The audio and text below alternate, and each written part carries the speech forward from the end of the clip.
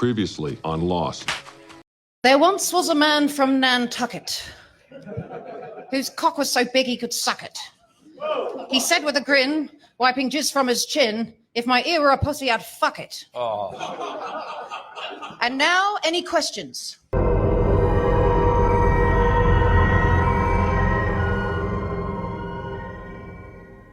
AEW Dynasty 2025, not a video I was looking forward to producing in terms of doing a review because this show was not good and I don't care about the pre-show matches.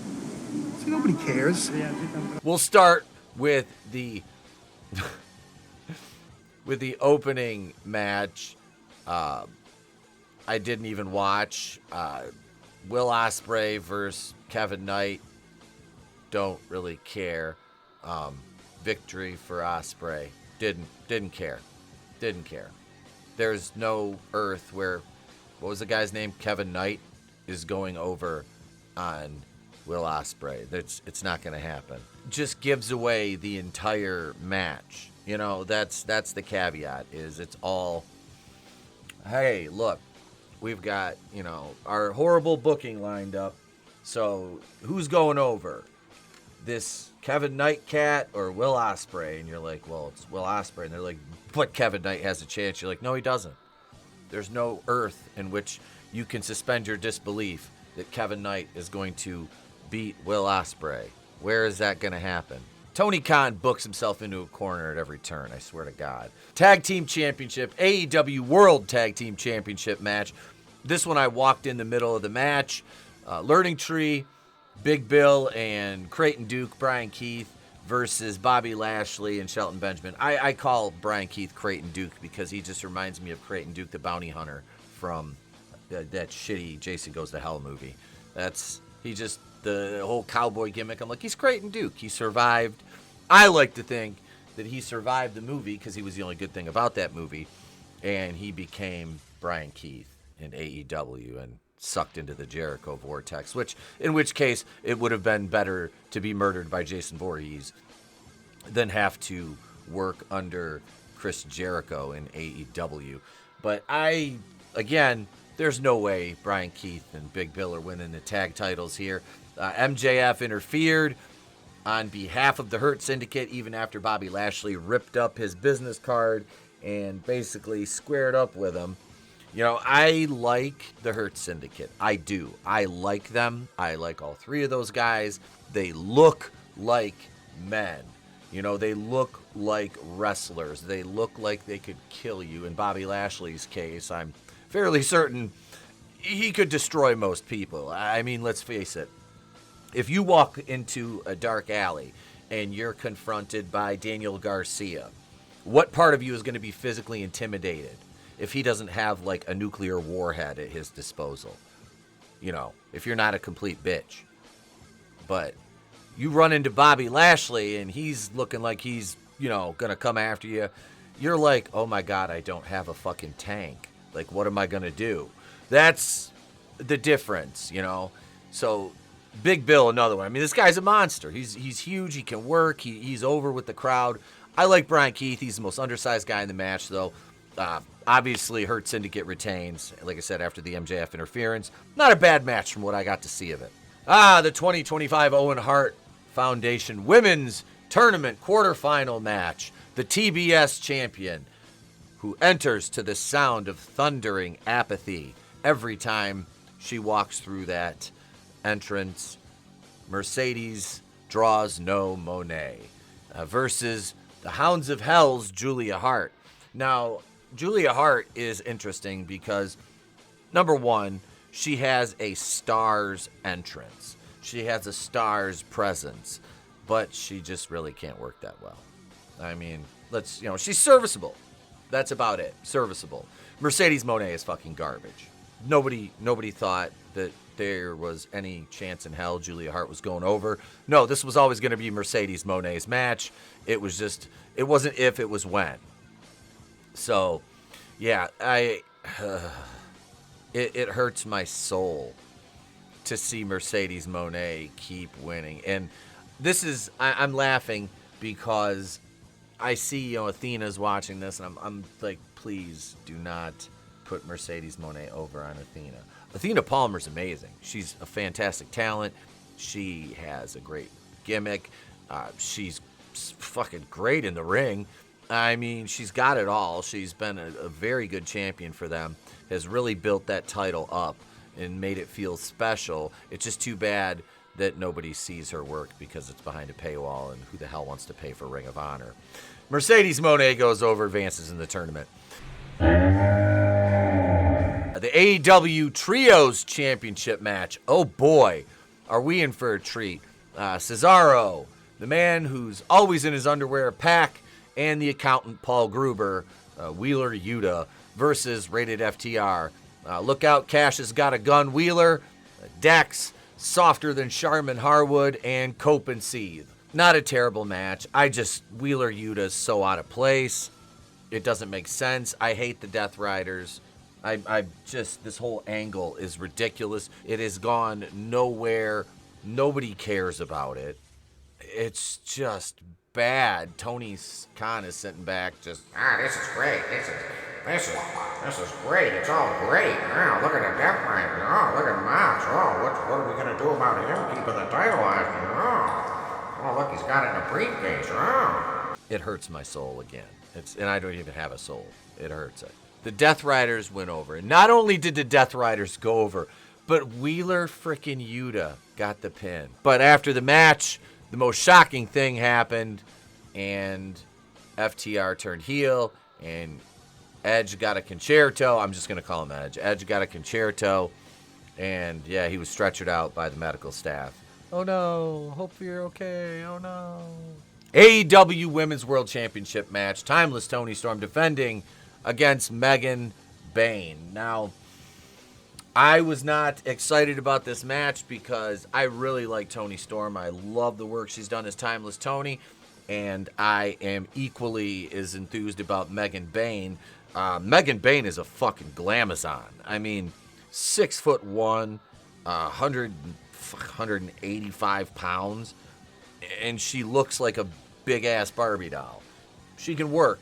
And I've seen Bully Ray. She's green, and I'm not saying that I know better than Bully Ray, but this match looked good. This match looked really good. Megan and Toni worked pretty well together. I just don't like her losing already. At least it was a roll-up. Now, and I had this situation in my match last month where I got pinned by a smaller guy, and it wasn't because he, it was a case of Darby Allin versus Big Bill where, Darby Allin dominates Big Bill. Big Bill can't get any offense. He's completely helpless. No. I got most of the heat on him because I'm the heel. He's a babyface, and he pulled a quick slip out of a superplex. I hit my head on the turnbuckle, and then it was a roll-up for 3 right there. And that's, they did the roll-up in this out of the attempt for the F5, and yeah, Toni won. I think this is something that you can revisit, and now here's my fear. Either one of these women, either one of them, is going to have to eventually face, in all likelihood, Mercedes Moné, possibly. And now, I complained and I yelled when Mercedes Moné completely physically dominated Chris Statlander because there's no world where that happens. There's no... It wouldn't, like I said, unless Mercedes Moné is holding her at gunpoint, she cannot take her. It's not going to happen. And it'd be much the same with like Megan Bayne versus Mercedes Moné. I could just see that. They would make Moné, it'd be like Statlander, about 15 Meteoras. Bayne wouldn't be able to get any offense. Do you see, and I know I'm being a bit hyperbolic and exaggerating, but look at the track record in AEW with the booking. That being said, this match, Megan Bayne taking a loss, it was handled well. Toni Storm is money. She's the best thing they have going right now in the entire company. And to suggest anything else is you're being disingenuous, because she is. The AEW world title is non-existent. We haven't seen it on TV since October. When this whole Death Rider shit show started, And I remember thinking back with some modicum of, optimism at one point that, hey, maybe Shane McMahon is going to show up. Maybe this is actually going to be a good angle in the end. And, of course, I couldn't have been more wrong.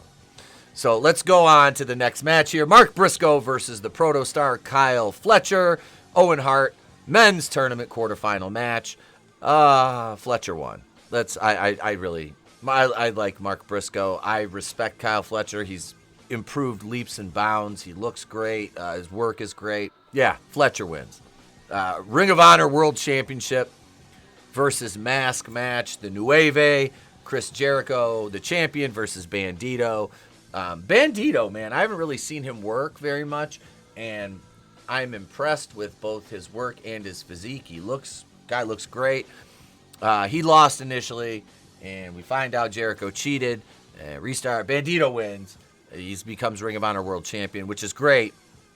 Get the Ring of Honor World Championship onto somebody and let them elevate that title again and get it out of the Jericho vortex. We're fine with that. Chris Jericho, as much as I respect everything you've done, please retire. And that doesn't work for me, brother. TNT Championship match, and probably one of the least interesting matches on the card. You can go to any indie promotion in any state and see workers that look exactly like this. Daniel Garcia is nothing but an indie worker. Adam Cole looks like an indie worker. They look terrible. They look terrible in the ring. Garcia looks slightly better than Cole. Cole just looks fucking awful. And this match was terrible. It was boring, and I had nothing with this. I was just sitting there just the whole time with utter just apathy towards it. I don't care. Adam Cole wins the TNT Championship, and he went home and celebrated with Britt, but never mind. AEW International Championship match. Kenny Omega, Kenny, versus Rick O'Shea, Irishman Rick O'Shea, versus Speedball Mike Bailey, who wrestles barefoot and has a mullet. And I, for the life of me, can't understand this guy's appeal. Sue me if I'm wrong. What is the appeal of Mike Bailey? Like, what is there? Like, what is it with this guy? Oh my God, you gotta see Speedball Mike Bailey. I'm like, I did. I was at Walmart earlier and I saw some barefooted fucker running around with a mullet. He was going really fast too. He's probably on meth. So that's the equivalent of seeing Mike Bailey. I'm not saying Mike Bailey's like a meth head. I'm just saying he moves fast. He's quick. So, these meth addicts, they dart around. But, they're all hopped up on that crystal. This was, it was a match with a lot of flips and choreographed gymnastics. I didn't really care, but Kenny Omega won. And then Cody came out and got in the ring, and him and Kenny had a stare down.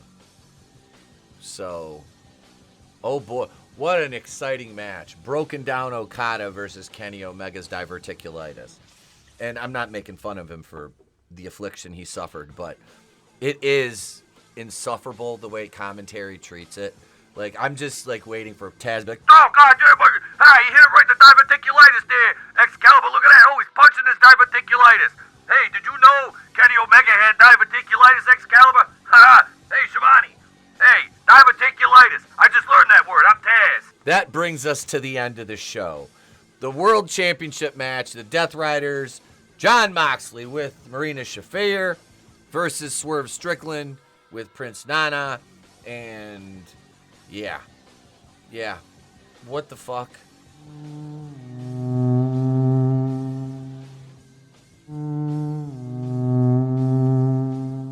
Welcome to hell, motherfucker! Why do you put Moxley over again? It's ridiculous. This whole thing is stupid. Yeah, Adam Page getting involved. Yeah, and then the big reveal. I love the lights go out, and the Young Bucks are in the ring. And I don't care. They bashed Swerve with the V trigger, and then Mox covered and pinned him.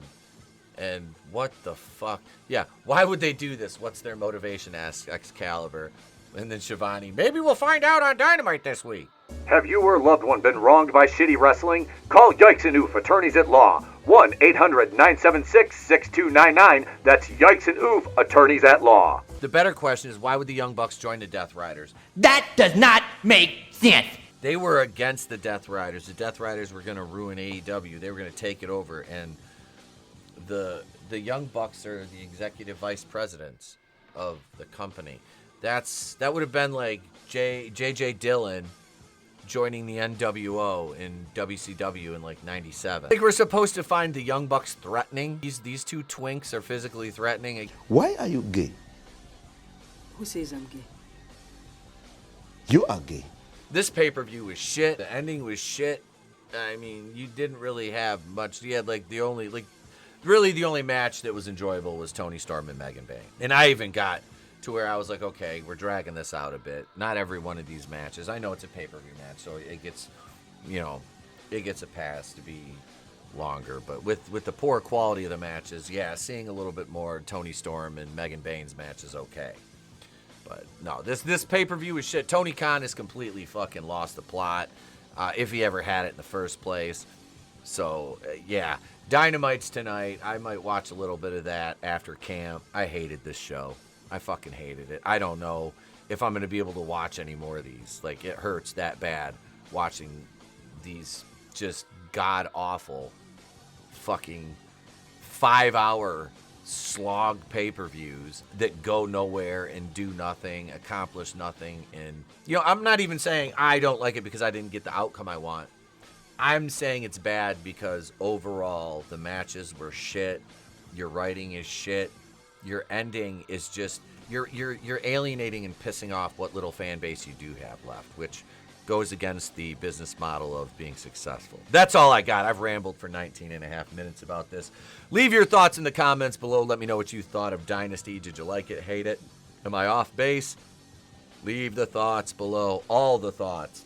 Subscribe if today's the day I've earned it. Make sure to ding the bell for notifications. Share the video out there. We've got paid channel memberships available if you're into that sort of thing. If not, Patreon might be your thing. And if not, like I said, just subscribe. It's free. It always will be. I'm Pete from Wrestling with Horror. If I don't see you, have a great day, a pleasant tomorrow. I'll catch you on the next one. And remember, it's always better to burn out than fade away.